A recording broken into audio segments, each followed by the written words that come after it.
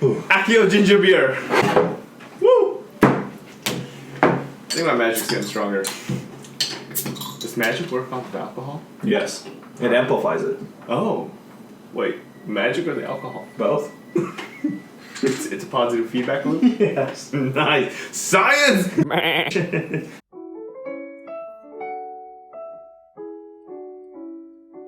I mean, by this point, we're a few drinks in. So I think we should address at least, this being our second episode of just, the safety around drinking excessively, right? Like, I mean, there is no safe way to drink excessively. You should not drink excessively. So, drink responsibly, enjoy responsibly. Yes. I think you should drink whiskey for the pure enjoyment of the craft of whiskey, and not as a means to escape anything at all. Yeah. But I mean, there's Don't a lot. Use it as a crush. Yeah. Absolutely. Yeah. Do you know why you get dizzy when you drink? I don't know. Dehydration. I didn't know either, actually, until recently. Alcohol, right, goes through your body, goes in the blood. Mm-hmm. Once ethanol gets in the blood, goes up to the brain, and that happens. It's haunted. Holy! Was that Bay Week? No. That goat you killed is coming back to destroy you. True.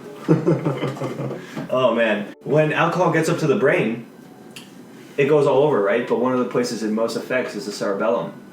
And you lose thousands, if not millions, I don't know the number, it's debatable. But you lose a ton of neurons in your cerebellum when you drink. And the more you drink or the longer that drunken effect lasts, the more cells die.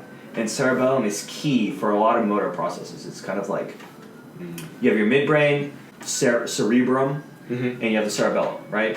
A lot of your information from the spinal cord goes into the midbrain, and then it starts going to different places to talk about like what do you want to do, motor plans, sensory integration, all that stuff.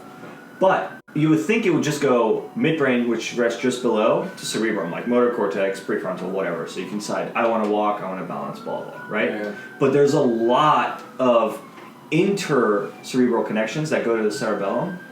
And when those cells start dying, you start losing a lot of that feedback and not being able to like control or like fully integrate all your like either sensory input or motor plan. Mm-hmm. And that's why you see all these drunk people like kind of swaying around and like wow, and like falling because like your balance gets messed up. It's crazy. Yeah. So that's like an acute effect of alcohol that everyone should be aware of. Like why does this happen? So all it takes is just one bad night of drinking, and you just every night.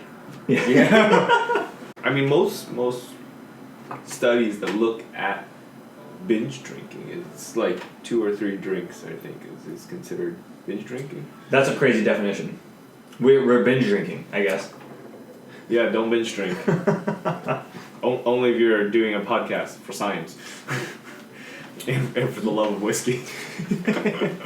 Yes. It's interesting you talk about that because these detrimental effects are to motor functions, whereas take it to a chronic level, right? Mm-hmm. And to different timing of exposure. So as far as nutrition sciences go, a lot of it is looking at key timing of introduction of whatever that agent is into the organ. For alcohol especially, this is something that can be researched from pre-pregnancy all the way through adulthood.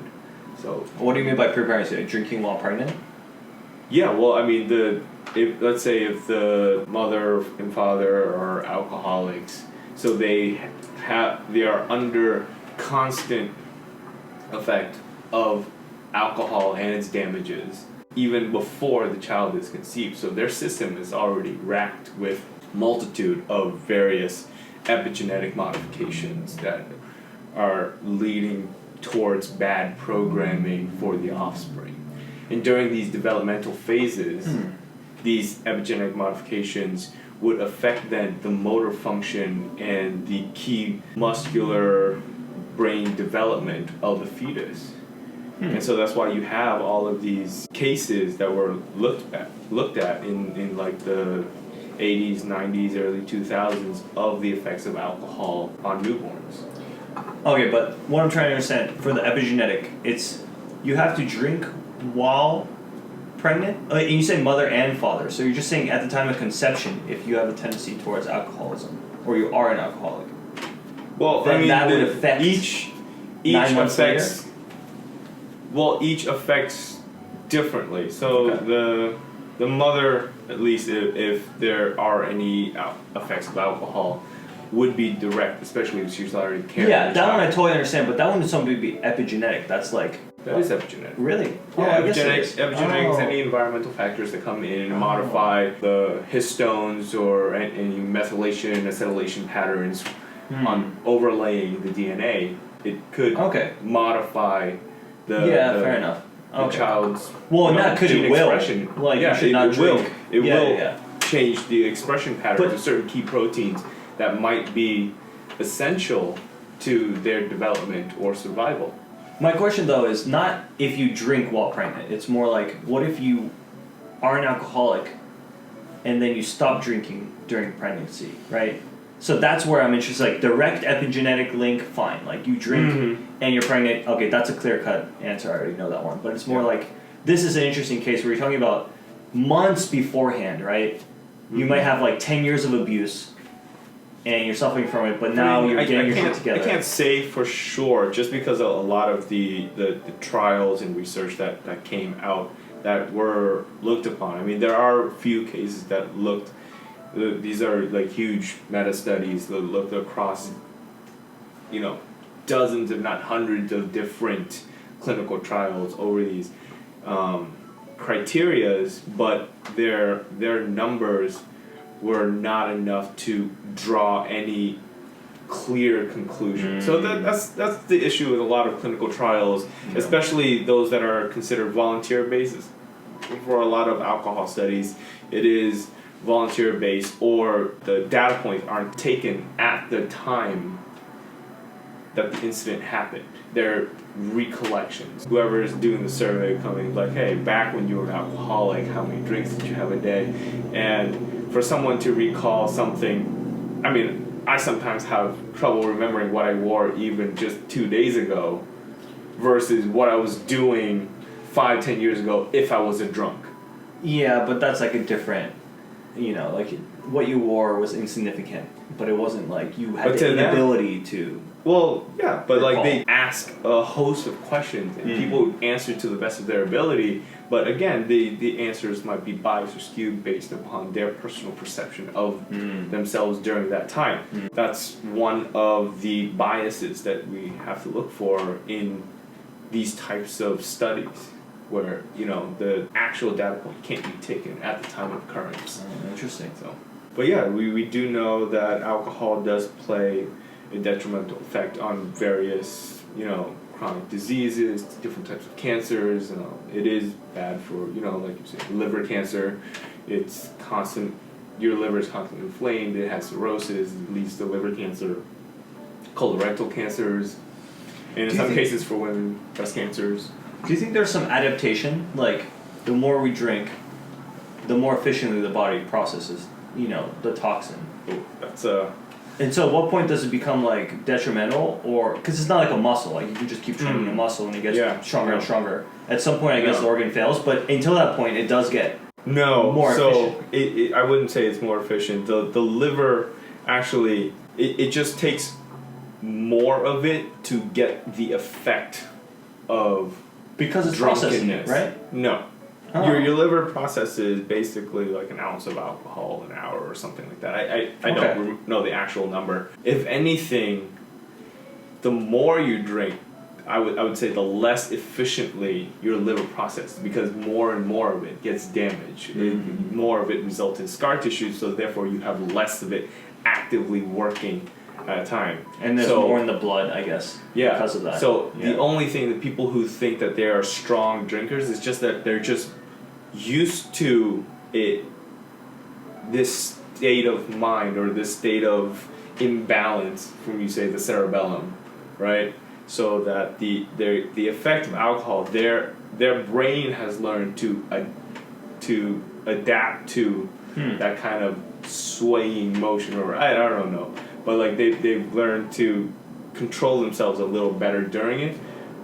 But their liver is going through hell regardless. Interesting. Yeah. Huh. So we don't recommend binge drinking or over drinking in any way. Know your own limits. If you don't know your limits, ask your closest friends and family and loved ones. They'll tell you when your limit is. So glad I've had my friends with me over the years. Oh, yeah. Yeah. One very important PSA, don't drink and drive. That's an easy one, but people don't get that. Like, just call an Uber. Yeah. Seriously. Or Lyft or Via or I don't care. Or as we say from last podcast to this podcast, get yourself a Euro. He'll drive you everywhere. Oh, I wanted to mention one more thing because you talked about state of minds. Yeah. I thought this is really cool. And this is like theoretical, so it's hard to iron this out. We like drinking. You know, we like the taste, we appreciate the spirit, and it's a conscious decision to pour yourself a glass of whiskey, smell it, taste it, enjoy it, right? Yeah.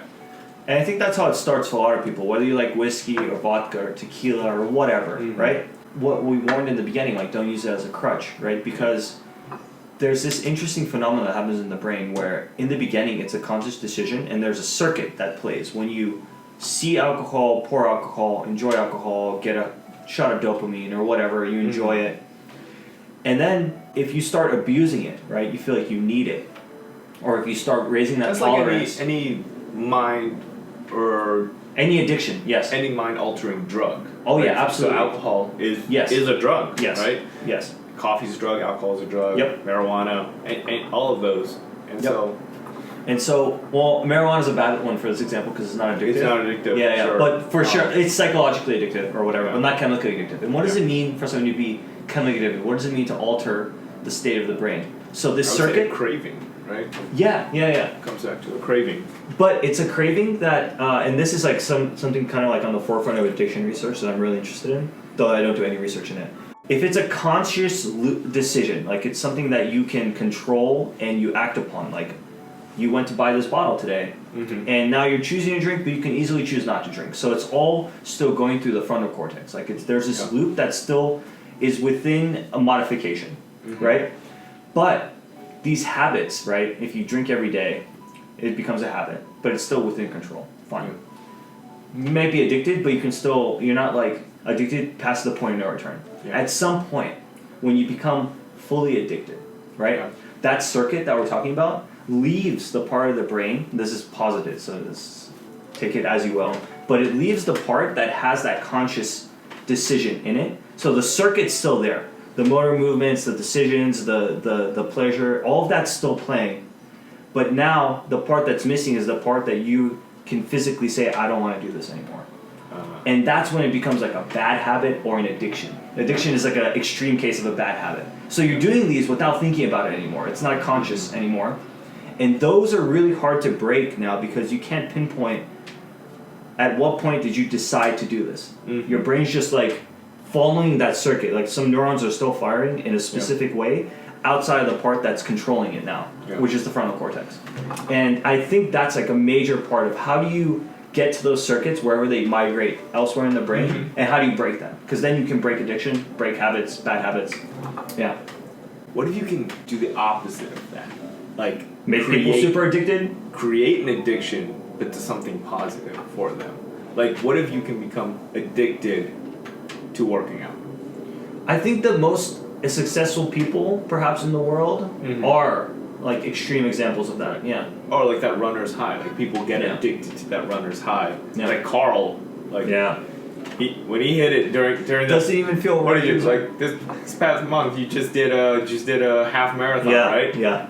At some point, you guys were together, and Carl hit that runner's high, and then he was gone. Took off. And then you sprained an ankle. I tried to catch up to him. Big mistake. He was grease lightning. Congratulations on finishing your first half marathon. Thank you. That's a great achievement. I'm never going to join you. Thank you very much. Longest run I ever did, 10K. Was the Monument 10K in Richmond, Virginia. Oh yeah, nice. Yeah. That's a pretty run. Yeah, it is a very pretty run. I was going through like my hipster phase at this time, having to try the newest thing. I bought those like stupid the toe shoes? not stupid. Like it has its applications. Like it's good for like if you go canoeing or kayaking or whatever. But you shouldn't run 10 kilometers in a shoe with absolutely no support whatsoever on freaking pavement. Was it bad?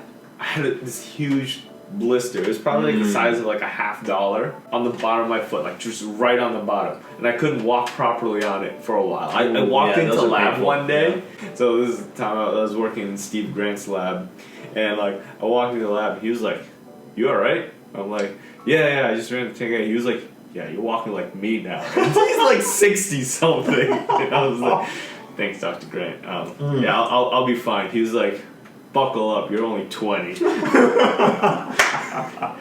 So actually, no. I've read conflicting things about this. So you had the minimal amount of support. I guess that's bad from your experience. But too much of a sole is also just as bad for your joints. Sure. So that's why Nike has like their free line, which is like as minimal as possible because.